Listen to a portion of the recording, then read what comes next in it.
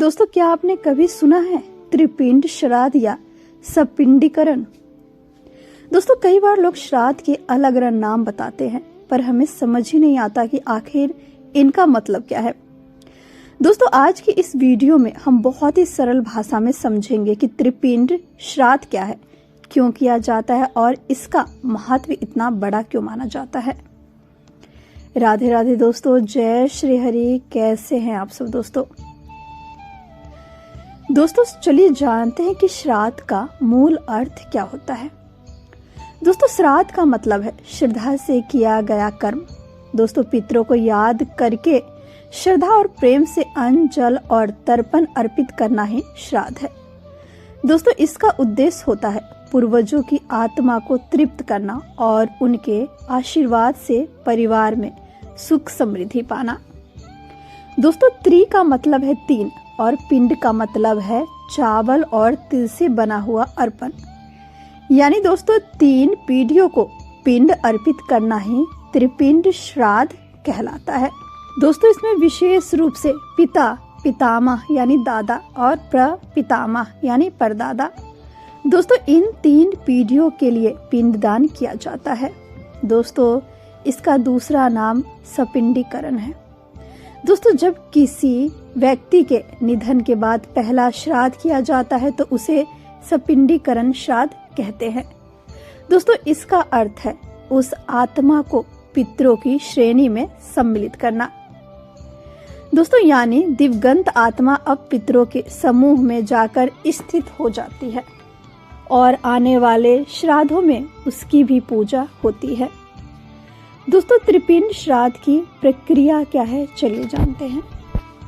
दोस्तों, पहला है संकल्प। दोस्तों, सबसे पहले जल लेकर संकल्प किया जाता है कि मैं अपने पितरों के लिए यह श्राद्ध कर रहा हूँ।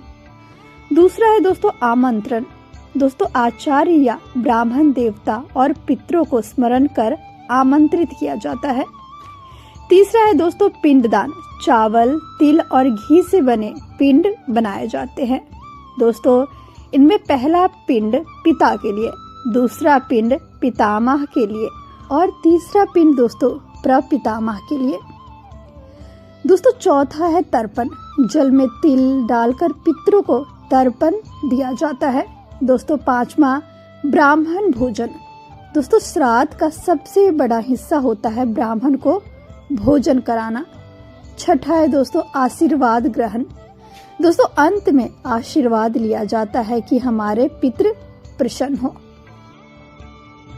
दोस्तों, शास्त्रों में कहा गया है कि पितरों को दिया गया पिंड अन्न उन्हें तृप्त करता है। दोस्तों, त्रिपिंड श्राद्ध से यह सुनिश्चित होता है कि हमारी 3 पीढ़ियां संतुष्ट रहे। दोस्तों, जब पितृ प्रसन्न होते हैं तो परिवार में संतान वृद्धि होती है।